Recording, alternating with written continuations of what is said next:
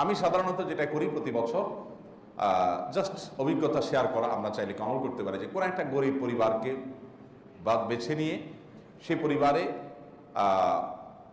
যা যা মূল খাদ্য আছে, হয়তো ধরুন 10 কেজি চাউল, 2টা মুরগি, কিছু সেমাই, কিছু চিনি, যা যা ঈদের দিন একটা পরিবারে লাগে, 1-2 কেজি আতপ চাল, সবকিছু কিনে একটা পরিবারকে সম্পূর্ণ কমপ্লিট একটা প্যাকেজ দেওয়া। ইসলাম আপনাকে এটা বাধ্য করে না, এটা নিজে থেকে আপনি আরো বাড়িয়ে দিলেন যাতে করে একটা পরিবার ঈদের দিন খুব আনন্দ করে খেতে পারে, এই সুযোগ আছে।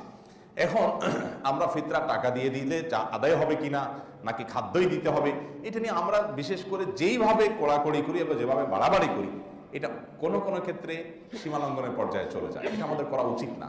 যেখানে ইমামদের, ফকিহদের, মুস্তাহিদগণের একাধিক গবেষণা আছে, একাধিক মত আছে, এবং বিশেষ করে দানের ক্ষেত্রে একটা গুরুত্বপূর্ণ মূলনীতি হলো গরিবের জন্য কোনটা বেশি উপযোগী সেটা মাথায় রাখা।